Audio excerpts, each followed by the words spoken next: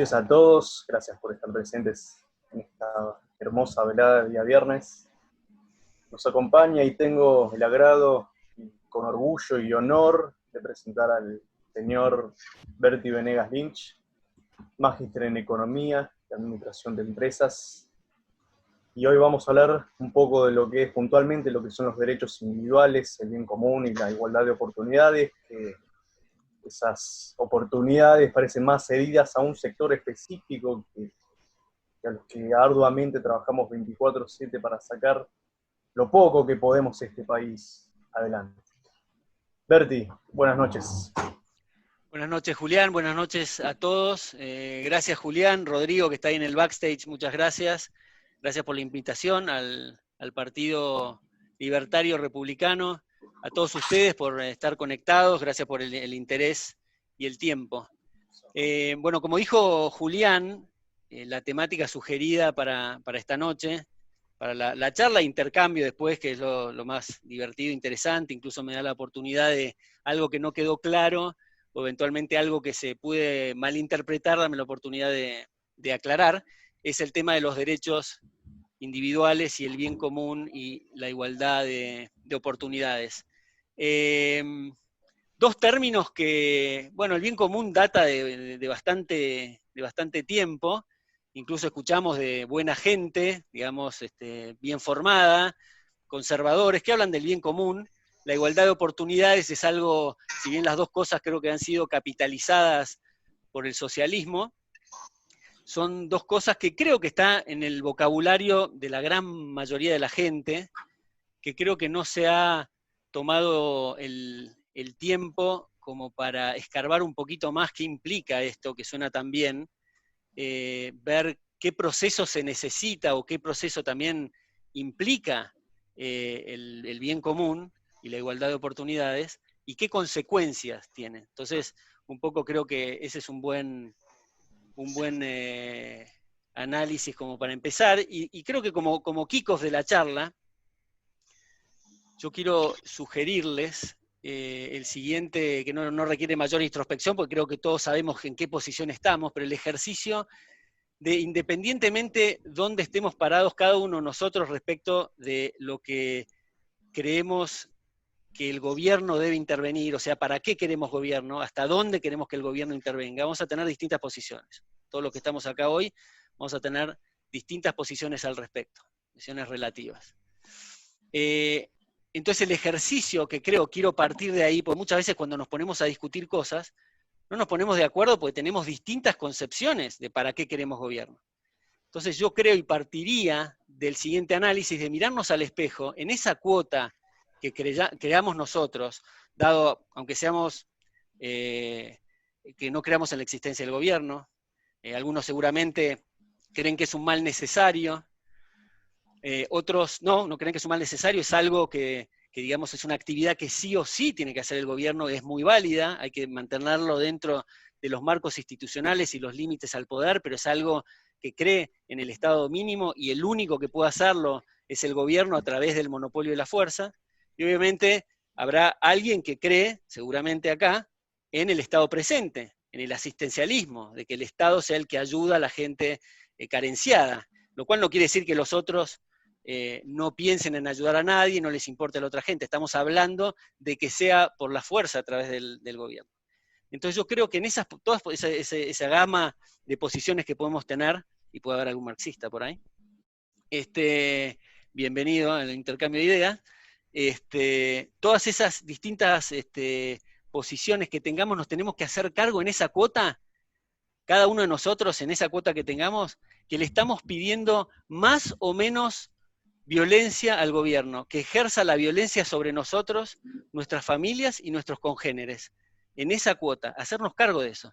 Y eso nos pone un poquito también, creo que encaja cuando decimos el Estado tiene que hacer, el Estado tiene que fomentar, tiene que organizar. Bueno, los recursos no vienen de Marte, no vienen del bolsillo del político, generalmente es al revés, se hacen de las arcas públicas al bolsillo del político, vienen de los contribuyentes.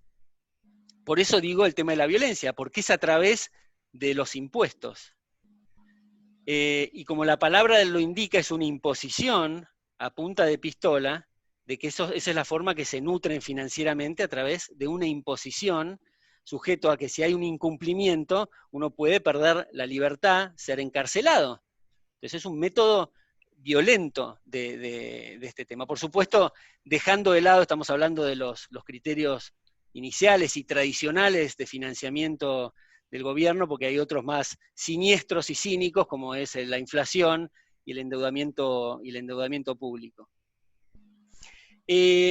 Pero creo que es importante, para ponernos en caja cuando le pedimos muchas cosas al gobierno, que hacemos esto, estamos prendiendo la maquinaria de la violencia, un proceso de sometimiento, y en esa medida que le estamos pidiendo al gobierno que nos invada, o al menos participe en nuestra vida para alguno que cree que está bien, somos más o menos siervos de la gleba, como era en la época medieval, digamos, al rey, ser más o menos esclavos.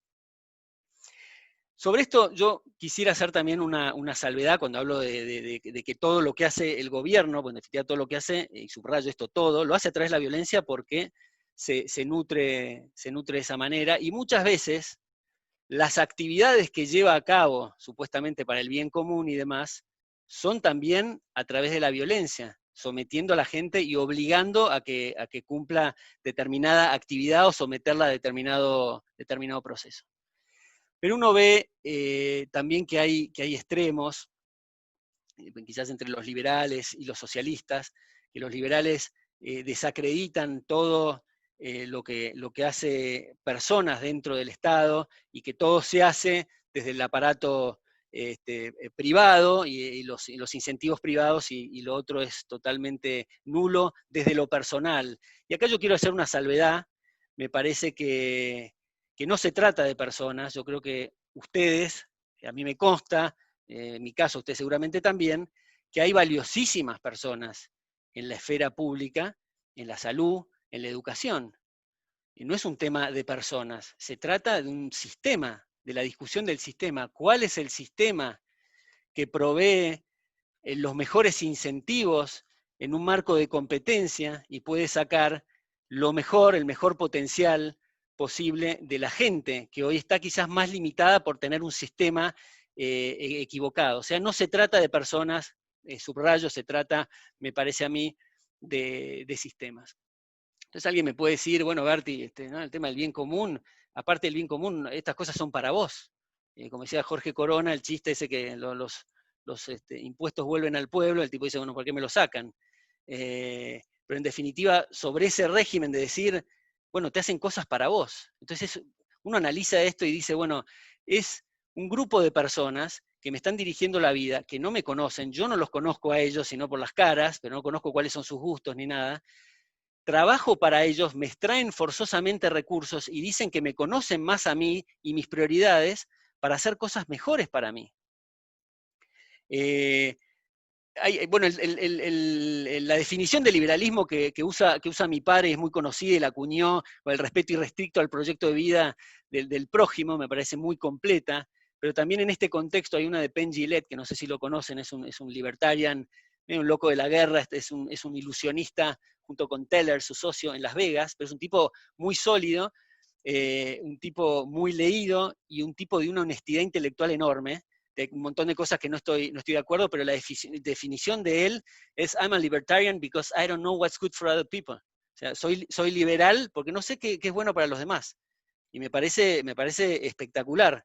Pues en definitiva de eso se trata, poder seguir caminos distintos. Entonces, claro, dice, bueno, no solamente por tu bien, creo que típico cliché, vivimos en una sociedad, hay un contrato social, y al vivir en una sociedad tenemos que ayudar y poner todos el hombro y que estemos todo bien. Entonces, me quitan recursos a mí, pensando que me conocen, me dice qué tengo que hacer, y además me quitan recursos y yo debo trabajar para otros que tampoco conozco. Y de vuelta, esto no quiere decir que uno en su interés personal sea egoísta y no le interese el prójimo. Digamos, se hace a punta de pistola, y se habla mucho ahora del concepto de solidaridad, que está tan prostituido, cuando en realidad la solidaridad es de forma voluntaria y con recursos propios. Entonces, no me cierra un sistema de libertad o hablar de libertad cuando en definitiva vemos estos contextos espantosos y orwellianos, donde nos dirigen en todo sentido. Yo creo que justamente la libertad se expresa, el libre albedrío, como resultado del sujeto actuante, cómo lleva a cabo sus decisiones para hacer cosas bien y para hacer cosas mal. Justamente en el momento que estamos respecto a lo que es el gobierno y los sistemas que predominan, hoy por hoy, el Estado mínimo, digamos, tiene que intervenir en esas situaciones donde se lesionan derechos de otros, pero no para dirigir nuestras vidas. Creo que para los religiosos no tiene sentido el premio eterno o el castigo eterno si no lo dejaron decidir y lo forzaron a ser bueno. Creo que el gobierno no nos tiene que hacer buenos. El libre albedrío, la libertad no nos hace buenos tampoco. Nos hace justamente tomar decisiones en esa dirección. Entonces, el aspecto que es íntimo y no involucra a terceros, eso queda en nuestra intimidad. El amigo que al drogadicto le dice que evite esas prácticas porque le hace mal, y está probado que le hace mal, en definitiva le está haciendo un daño a él mismo hacer eso. Pero no tiene que intervenir el amigo a forzarlo a que lo deje, y mucho menos el aparato de la fuerza con los tanques.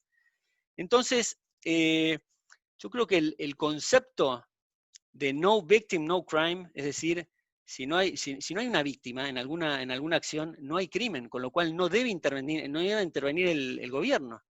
Entonces esto se aplica, es muy largo, no nos vamos a meter ahora en el tema de las drogas, o el tema de lo que fue la ley seca con el alcohol.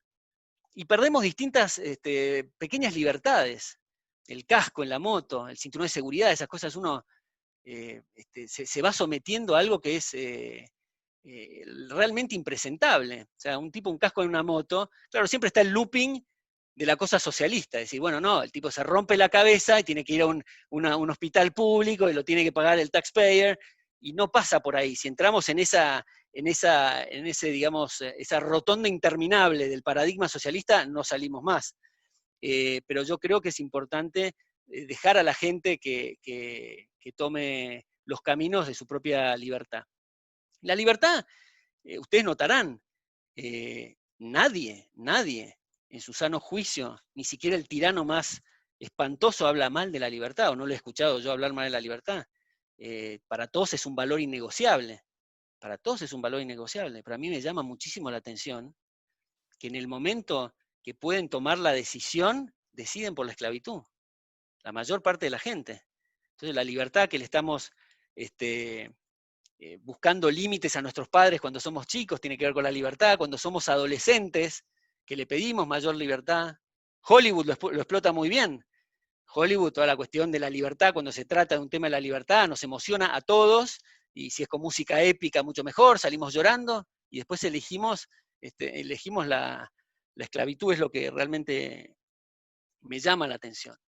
Y hablando de tiranos, mismo Fidel Castro, yo me acuerdo que Fidel Castro le ponía el adjetivo revolucionario a la libertad para distinguirla, y como no la podía enfrentar, hablaba de la libertad revolucionaria, que era distinta de la libertad burguesa. Entonces la libertad revolucionaria era el gulag, básicamente para él. Entonces yo creo que esto también prende una alarma adicional a los que somos liberales, cuando además de esto que decimos, bueno, el Estado debería hacer o debería fomentar, cuando dice, bueno, debería impedir, controlar, perseguir, es una cosa que realmente aterra directamente. Y el Estado, cuando se mete también a controlar, no solamente implica este tema moral, sino no es óptimo, nunca va a ser óptimo. Hayek en La fatal arrogancia lo expuso muy bien, los sofismas socialistas. Es decir, me tiene que conocer mis necesidades, tiene que conocer mis recursos, tiene que conocer cuáles son mis prioridades a partir de esos recursos y a partir de esas necesidades, que siempre son cambiantes porque yo estoy cambiando y mis circunstancias también cambian. desde el punto de vista emocional, desde el punto de vista que se me rompió la caldera y pensaba comprar otra cosa y tengo que cambiar las prioridades, por cuento con menores recursos. Entonces yo creo que hay en Argentina 45 millones de razones por las cuales el dirigismo fracasa, y somos cada uno de nosotros. Es imposible hacerlo, es imposible hacerlo. Y no tiene nada que ver esto que el tema de las computadoras, debe haber varios ingenieros acá y demás, que hablan, también se habla que esto confunde, por el progreso también tecnológico, se habla de inteligencia artificial, esto que acuñó McCarthy por el 50 y pico, 56, o el proceso cognitivo de la máquina. No tiene inteligencia, no conoce, son datos. En definitiva, nos llama poderosamente la atención y nos admiramos por esto, porque vemos que son cada vez más complejos, pero no dejan de ser diagramas de flujo de what ifs más complejos.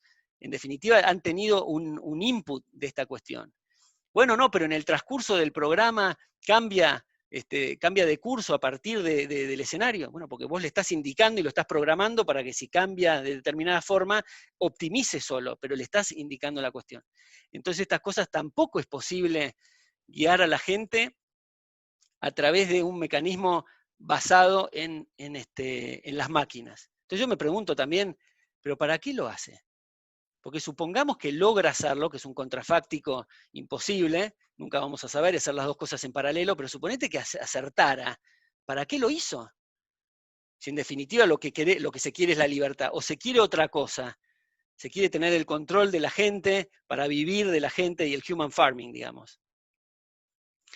Este tema lo conecto también, y hago un paréntesis ahí, tomo un poco de agua, con el tema del COVID-19.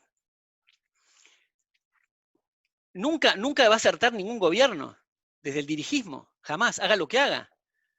Nunca va a acertar con el dirigismo. El gobierno argentino le reventó los dedos a los almaceneros con sus persianas, nos metió a todos en el baño, y tenías el otro extremo, al principio, que después lo abandonaron, pero Boris Johnson, Trump, AMLO, el mexicano Boris Johnson, Trump, sí, todos estos hablaban de decir, bueno, no, abiertos, la libertad, malinformaron también desde este punto de vista. Somos cosmopolitas, Cuomo en New York, no nos queremos mucho, acá la actividad económica sigue, y en definitiva era un riesgo que estaba asumiendo la gente y estaba siendo mal informada.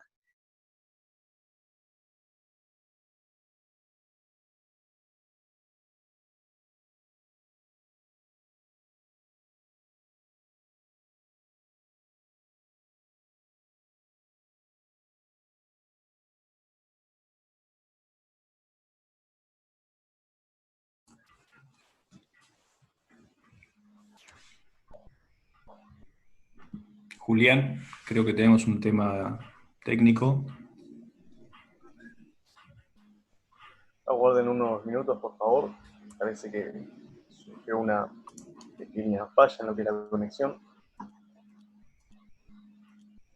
Así es, la censura. Vamos a tratar de reconectarnos con Berti. Les pedimos disculpas. Vamos a tratar de resolver lo más pronto posible este inconveniente.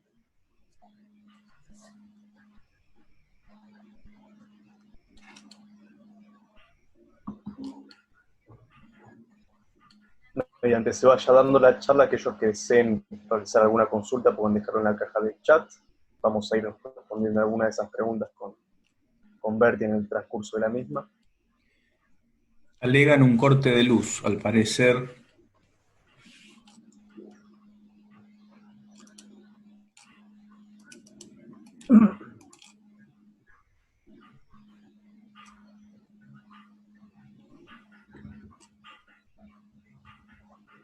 Ahí volvió la luz.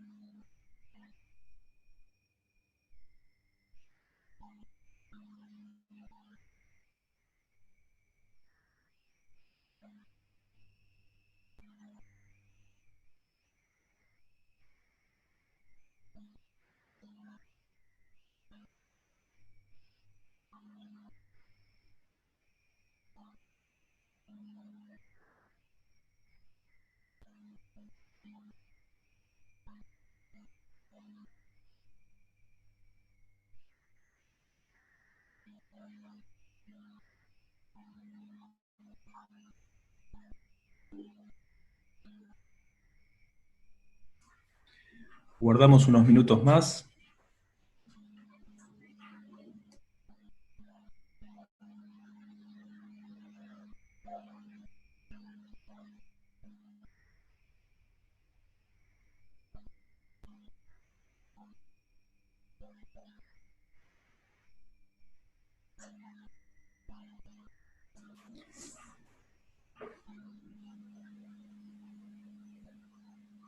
La semana pasada Berti puso un Twitter muy bueno que dice: ¿por qué los socialistas le ponen la contraseña al Wi-Fi?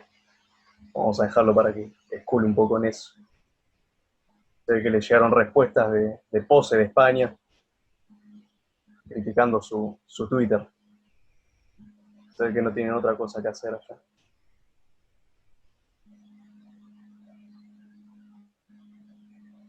Bien, ahí lo tenemos, está por ingresar.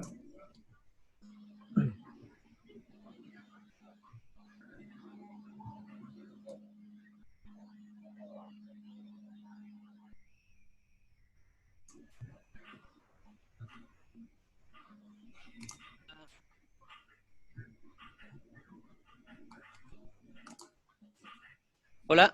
Ahí está. Mil perdones. Se cortó la luz. La policía del pensamiento. La policía Puede ser. Puede ser. Bueno, se cortó la luz, o sea, se me cayó internet, tuve que resetear todo. Bueno, perdón, gracias por esperar. No, por favor. Estábamos en el tema, creo que COVID-19,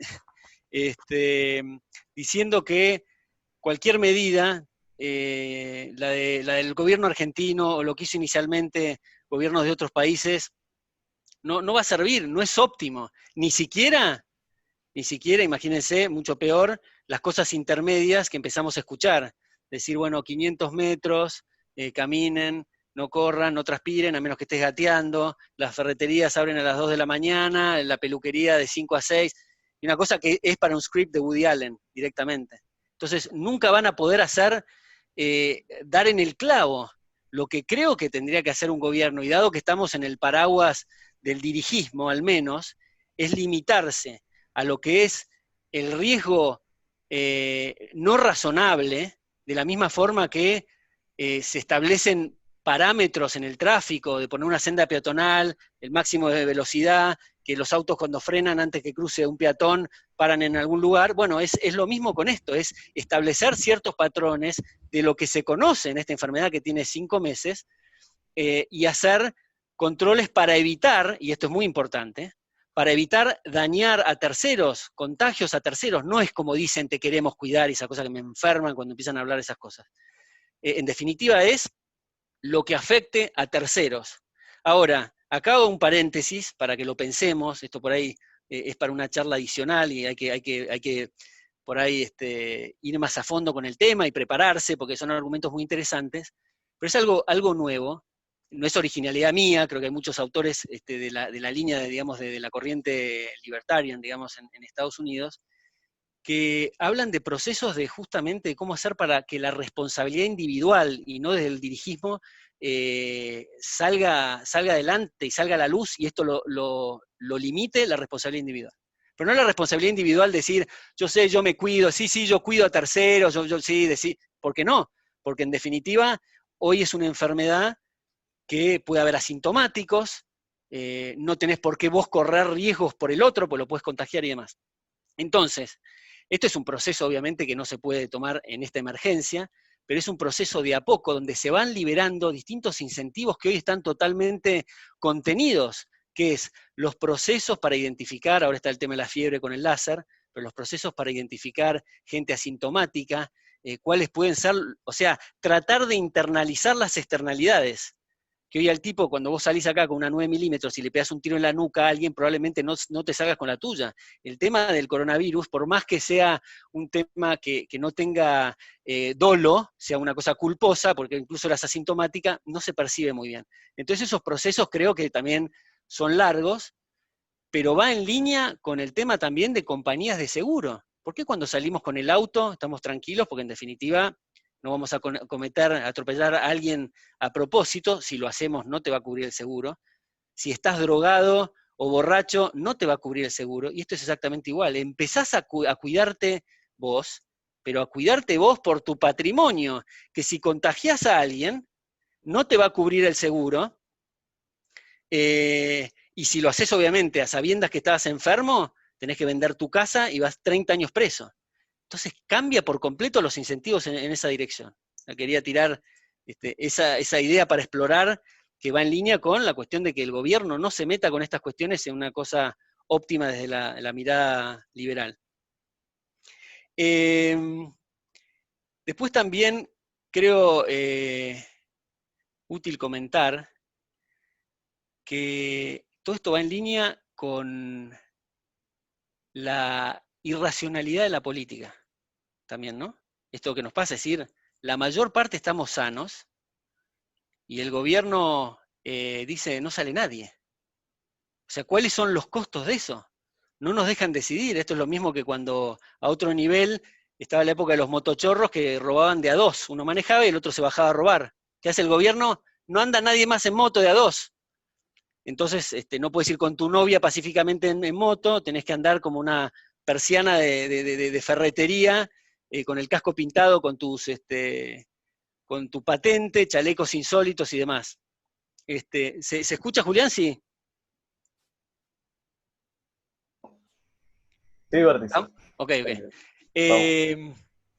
Entonces es como que tiene que clavar una tachita y lo usa con una masa de 10 kilos de demolición y te rompe toda la puerta. Es así, a lo bestia. ¿Por qué? Porque no tiene el fine tuning de cada uno de nosotros. El tipo que en la pandemia tenía que hacerse un tratamiento de cáncer en Estados Unidos, uno que tiene un tema coronario que tiene que ir a ver un médico acá en el centro y no puede, todas esas implicancias, el tipo que tiene que abrir el negocio, bueno, toma un problema que hoy por hoy, por supuesto, hay que atender y hay que apoyarse los médicos y demás, pero eso a partir de la decisión, creo que de cada uno, y con el poder controlando los riesgos que son innecesarios. Me parece que ese es el camino. Y la irracionalidad de la política me viene a cuento de Michael Huemer, que es un autor que acabo de conocer, que leí algunos artículos que me mandó Martín Krause, y el tipo dice sobre la irracionalidad, y también tiene un costado ridículamente divertido,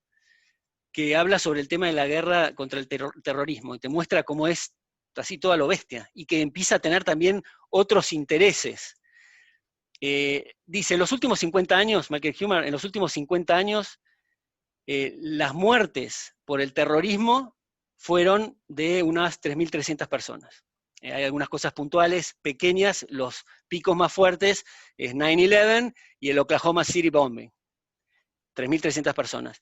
¿Qué hizo el gobierno cuando se puso con este tema? Bueno, primero él dice, ¿cuáles son las muertes violentas, pero por actos no necesariamente terroristas, o sea, no terroristas?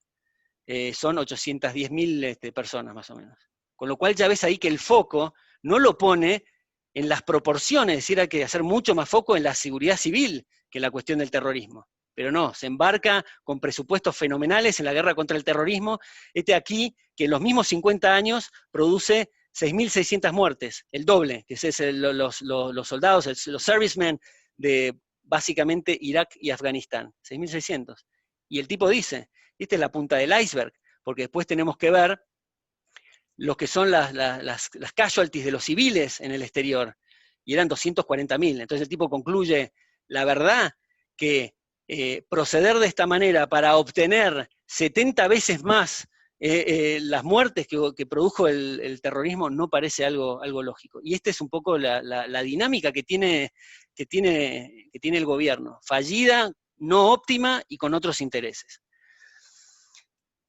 Respecto del bien común, y volviendo un poco al punto del tema del bien común, creo que si hay que definir el bien común, yo lo definiría como la suma de los bienes individuales, porque el bien común implica sacrificar necesariamente derechos individuales. Yo creo que sobre estos temas de la igualdad, la igualdad de oportunidades, el bien común, creo que hay dos escudos, dos shields, digamos, del argumento que son infranqueables, que es la igualdad ante la ley y la definición de justicia, de Ulpiano, dar a cada uno lo suyo. Con eso no hay forma de entrarle a la cuestión, todo lo demás son búsquedas de privilegios, a costa de otros. Yo me acuerdo en el colegio, ya en el colegio, porque el tema educativo también tiene mucho que ver, en el colegio, formación moral y cívica, la definición, primer día de clases, de justicia era dar a cada uno de lo suyo según méritos y necesidades.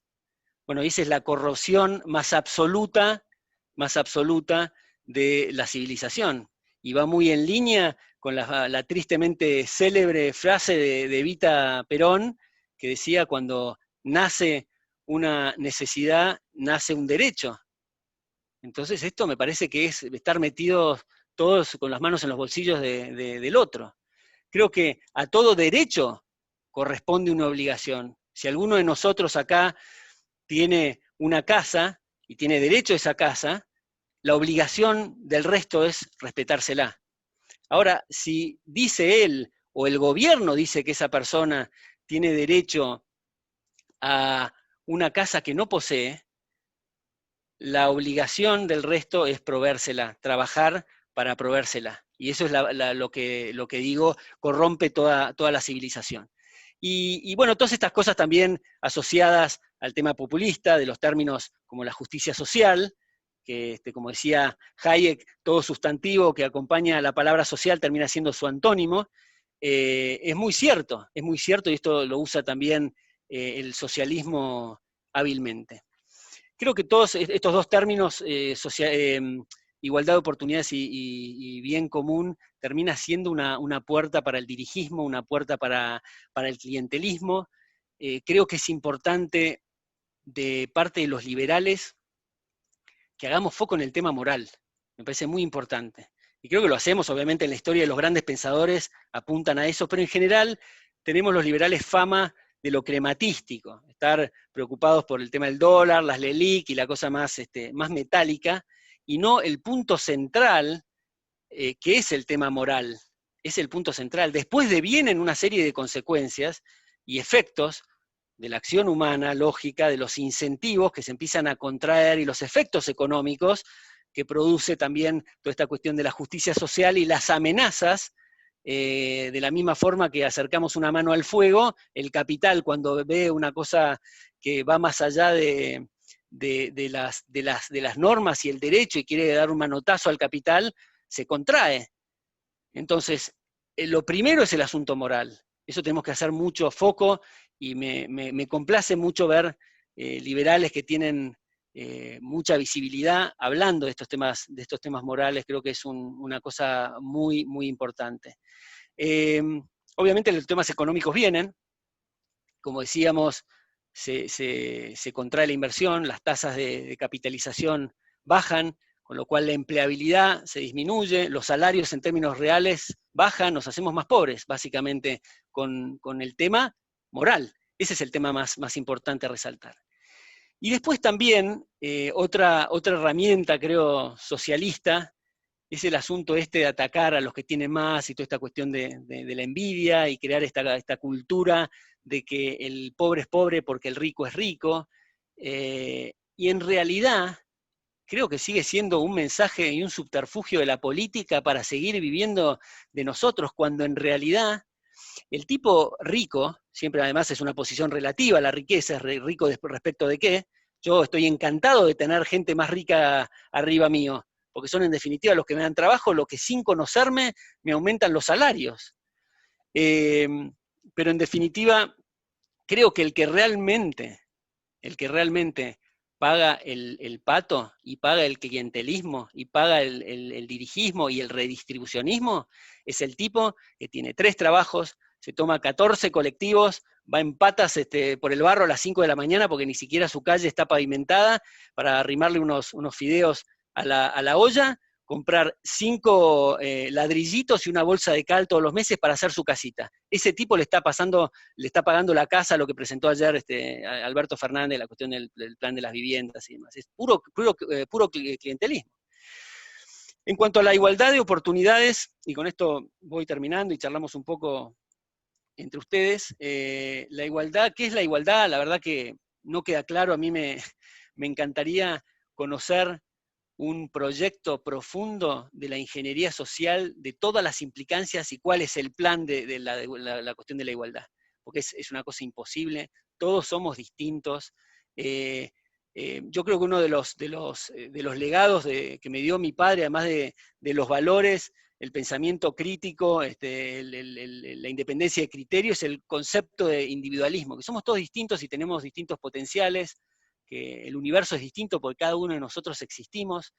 De hecho, creo que el primer libro que él me recomendó fue un libro de Roger Williams que se llama You're Extraordinary, que es un médico que habla de las diferencias que tenemos desde el punto de vista físico y también desde el punto de vista emocional, desde el punto de vista de la mente, las preferencias, los potenciales. Somos todos distintos, y gracias a Dios, porque si no nos dedicáramos a hacer todos pan, no existiría tal cosa como una transacción económica, porque cuando transaccionamos es porque el valor que estamos entregando para nosotros vale menos de lo que estamos recibiendo, y hay una diferencia ahí.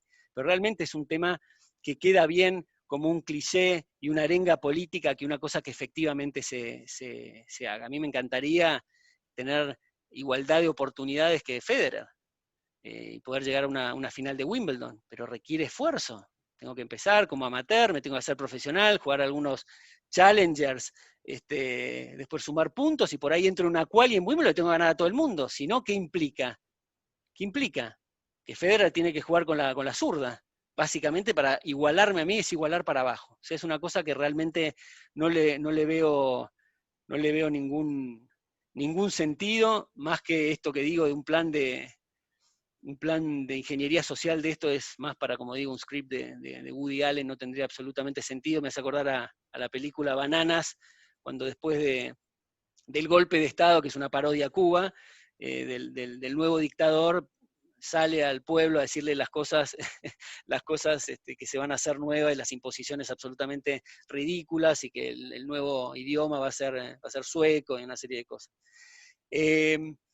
Después creo que da para una charla, pero ya voy terminando con el tema que tiene que ver con el tema de la igualdad, toda esta corriente femenina, la discriminación positiva, los cupos, toda esta cosa que me parece una cosa totalmente miserable, que ejercen una presión fenomenal, y creo que no son muchos, son pocos, son la minoría, donde las empresas también se sienten presionadas por esta cuestión y tienen que hacer algo con el tema del medio ambiente o el tema de las mujeres.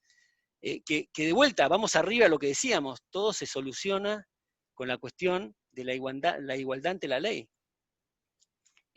Si había, una empresa, por ejemplo, si había algún sesgo, porque los gerentes más acostumbrados a contratar hombres, contrataban hombres y no mujeres, está mal también, pero no hay que irse al otro extremo y decir, ahora contratemos mujeres, porque estamos en el mismo problema. La cuestión, creo que el talento no sabe de sexo, lo importante es la gente que esté capacitada y los talentos para que el estado de resultados dé mejor en una empresa. Mucho peor si se hace desde el punto de vista de la ley, que tal empresa tiene que tener el 20% de mujeres. Es una cosa absolutamente ridícula. A mí, si fuera mujer, me parecería obscenamente ofensivo directamente que entro a un trabajo porque entro en el cupo. O siendo latino en una universidad de Estados Unidos, que el tanto por ciento tiene que ser latino, es una cosa, la verdad, muy miserable. Y bueno, para terminar, simplemente un mensaje. respecto a esto de los liberales y los libertarios. Sé que están formando un partido denominado libertario, pero yo tiendo a pensar, y no tengo ningún problema con el nombre, que no hay que claudicar en la palabra liberal, como hicieron los americanos, que la cedieron a las izquierdas, y el liberal es el demócrata o el socialdemócrata, el socialista, y ahora se llaman eventualmente libertarians. Yo creo que hay que mantener eso.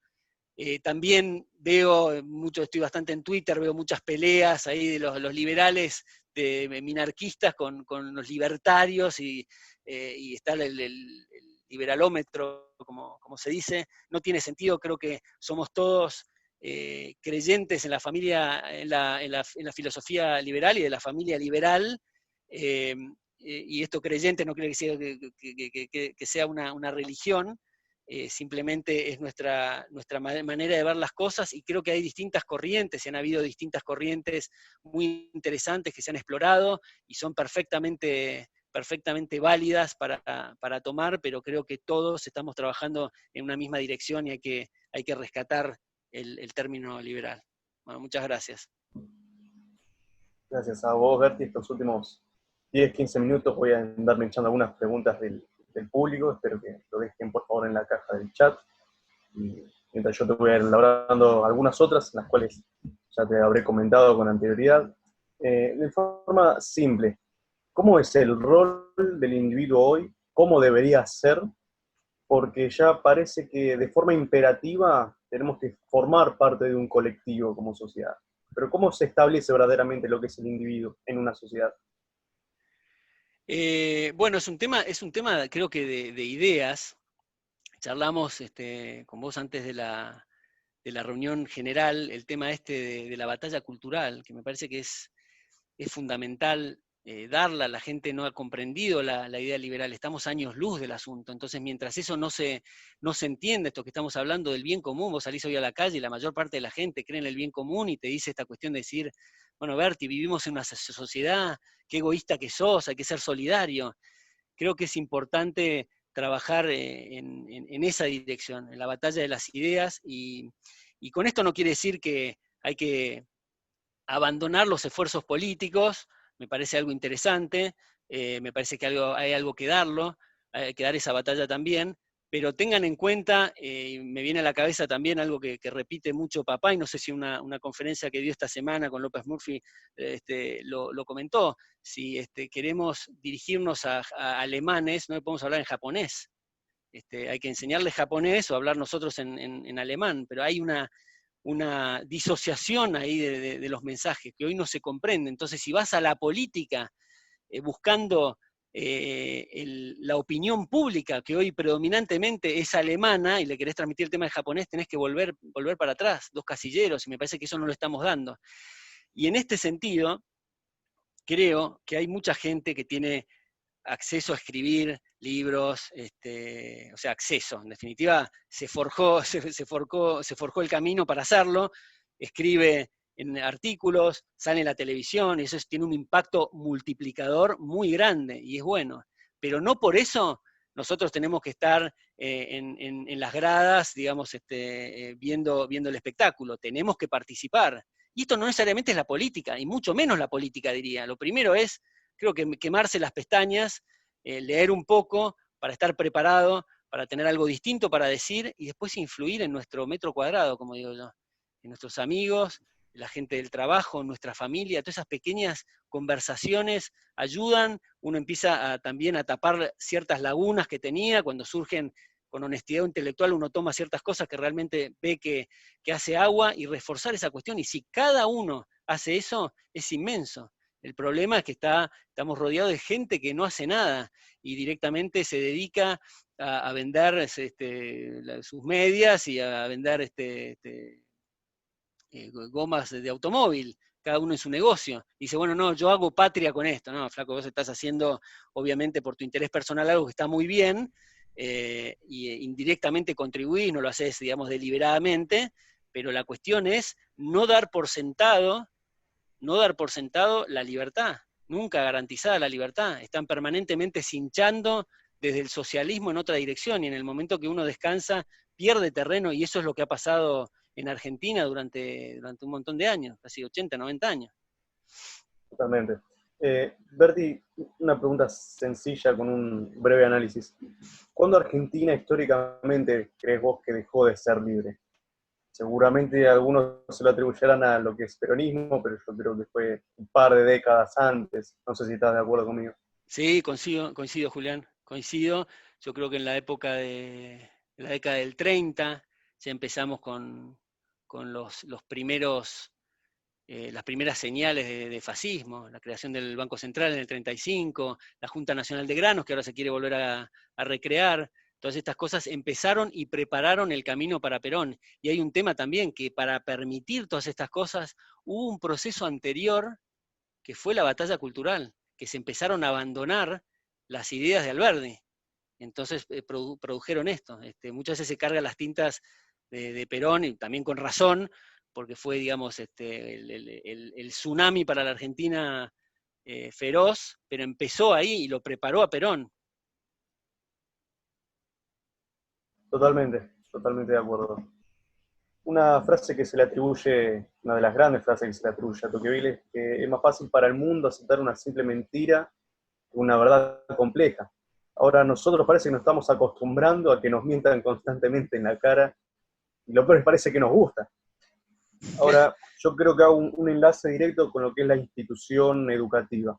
Lamentablemente yo vengo de ese palo, y ¿cuál sería el primer cambio radical que debería de haber en lo que son las instituciones educativas?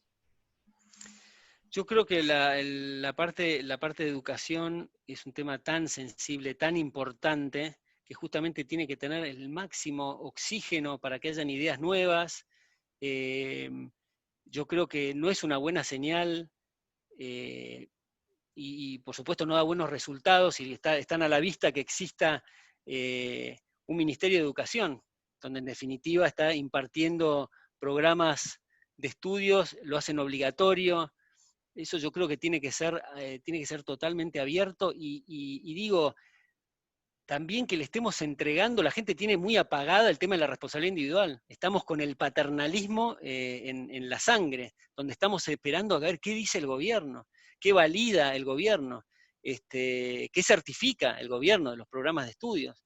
Cuando en realidad muchas veces pasa que no están actualizados, viene el Ministerio de Educación, le quitan a las universidades, porque me consta, le quitan a las universidades un montón de tiempo académico para dedicarse a temas meramente operativos, muchas veces sin sentido. Viene gente que no tiene ni idea qué es la educación, y hacerla obligatoria en ese sentido me parece trágico. Yo creo que la responsabilidad individual hace que vos tomes la decisión, o tus padres en el caso de los colegios, de ir a donde en definitiva te dan buenos servicios.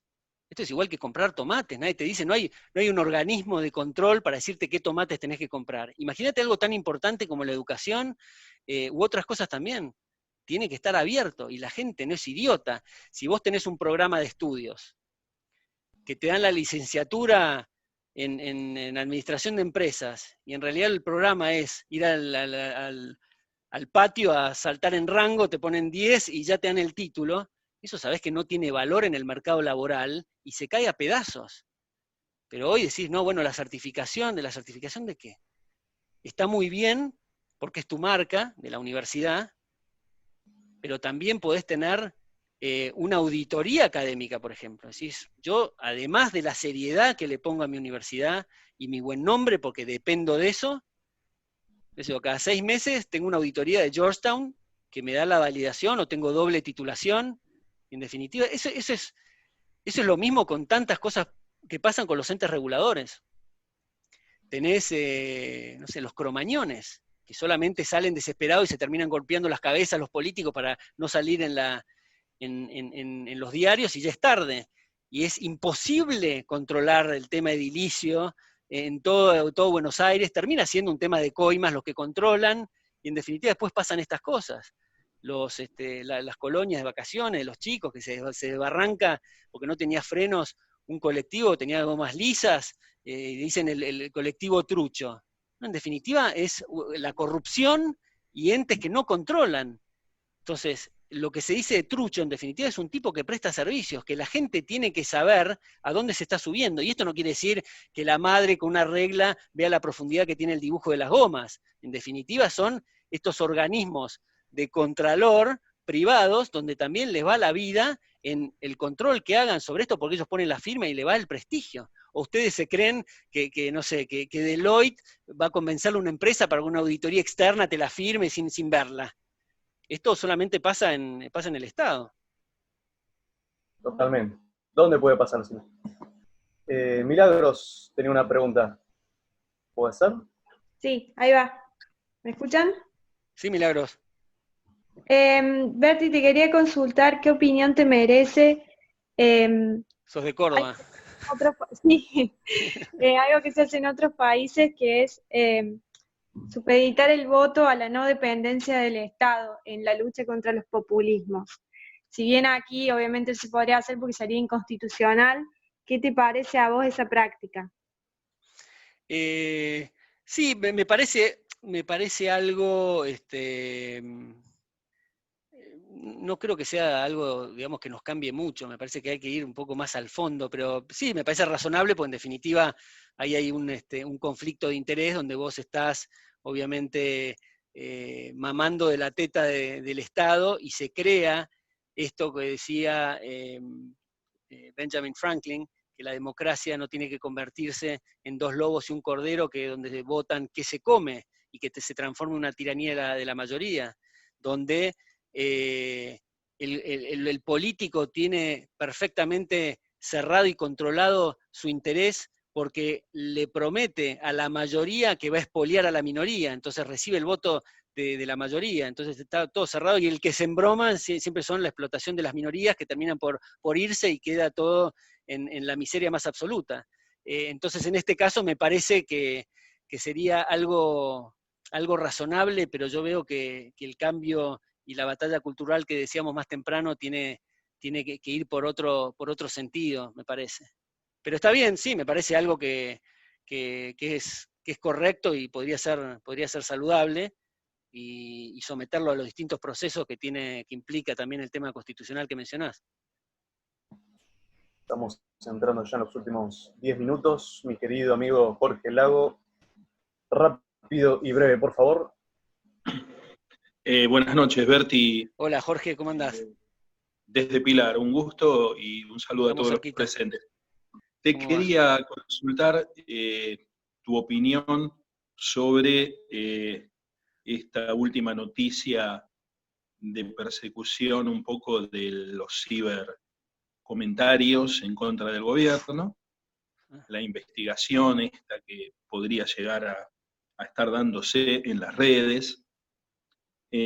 Hoy en día, de que, digamos, vivimos prácticamente, y sabemos que aún más con la pandemia, todas las empresas de comunicación y de redes son top a nivel mundial, porque ha acaparado toda la atención de las comunicaciones con este problema de la pandemia. Y quería aprovechar para hacerte una pregunta más, muy breve, que es en relación a si va a haber toma de conciencia luego de una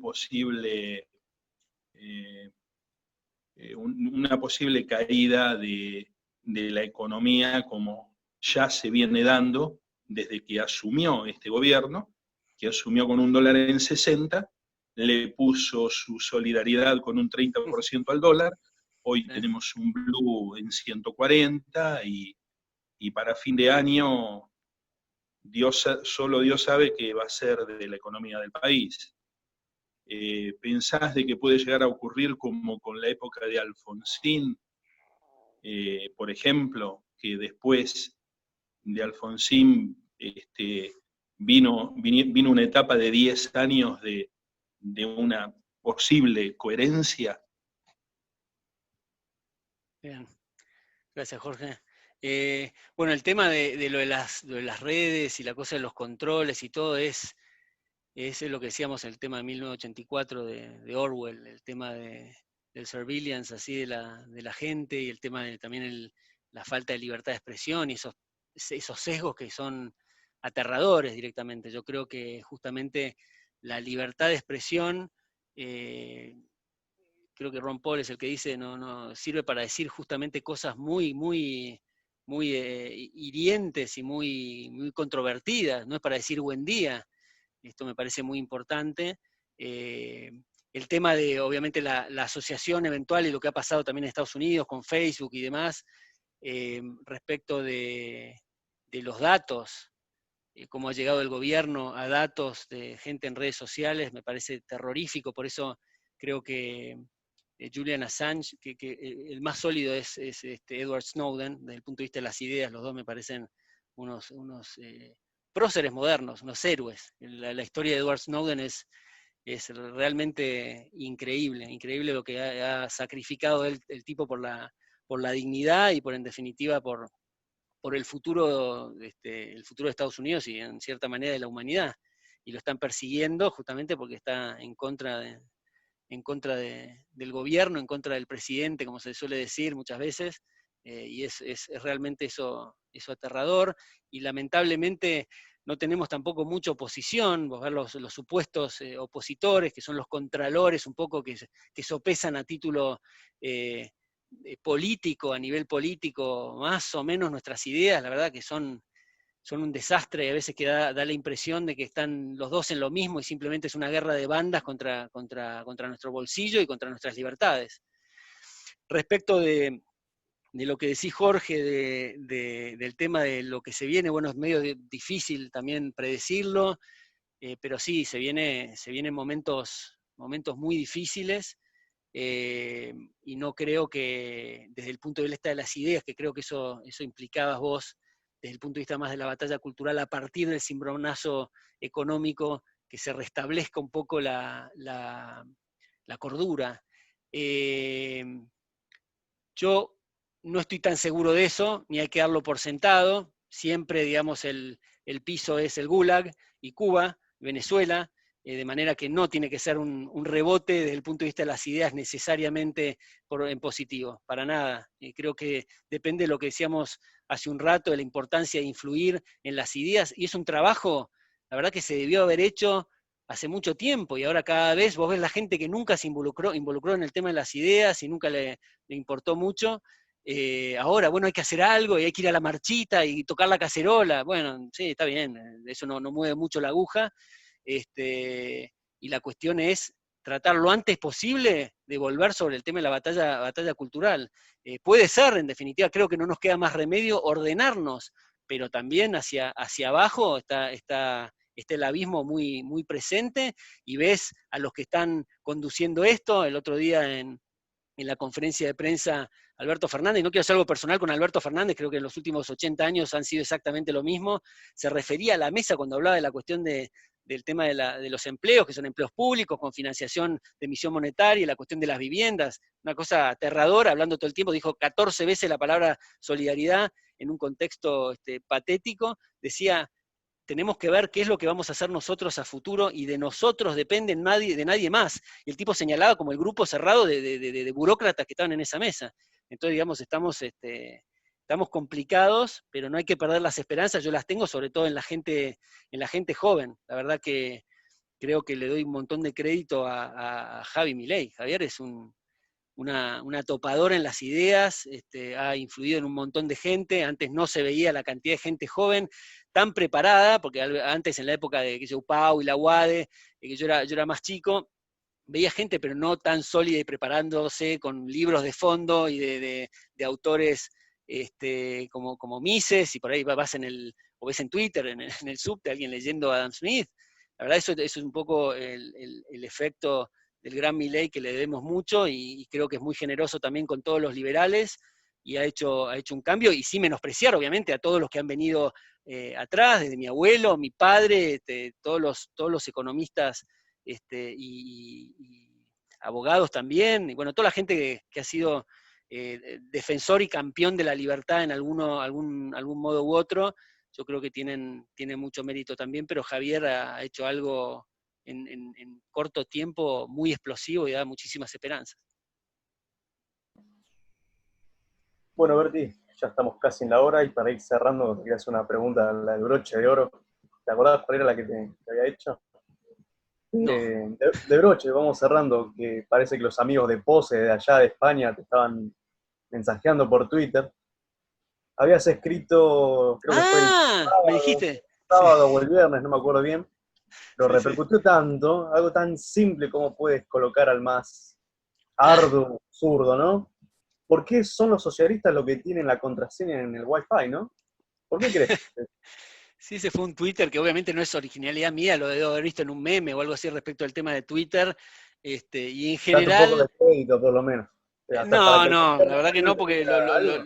me quedó en la cabeza de haberlo visto en en algún lado.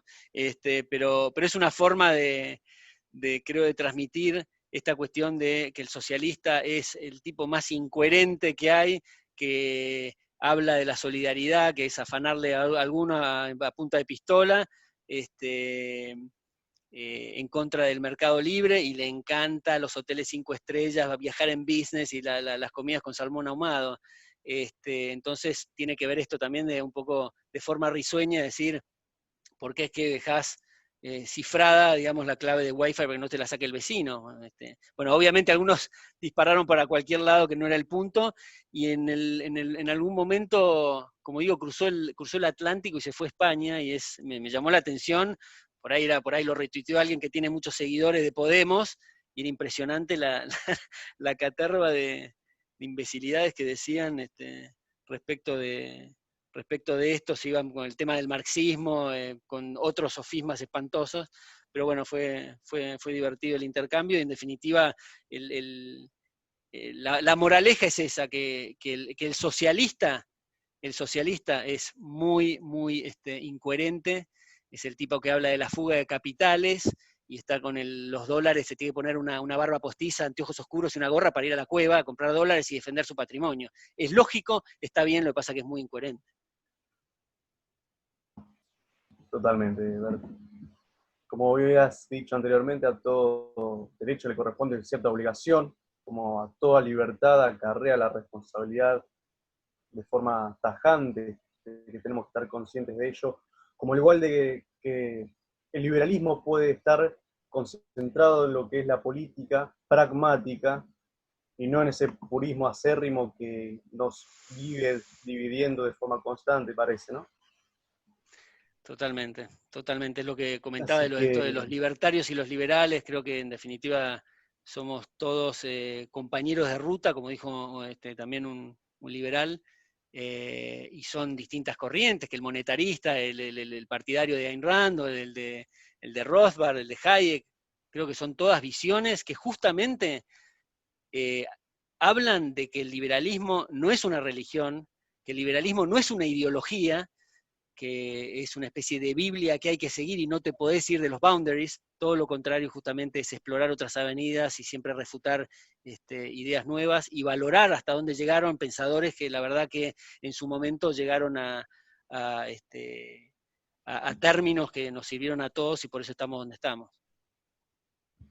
Desde el punto de vista de las ideas, me refiero del liberalismo, pues en definitiva, desde el punto de vista de los efectos conducentes, impera, digamos, el socialismo, y los avances del mercado abierto es a pesar del socialismo, y así todo, creo que en 200 años se ha salido de la pobreza más absoluta a pasar a una situación, digamos, muy favorable, y eso es a pesar de los gobiernos. donde está la necesidad estará el mercado, entonces. ¿Cómo? Donde está la necesidad estará el mercado, entonces. Sí, creo que es así, donde en vez de la cuestión de Evita está el mercado, exactamente, exactamente.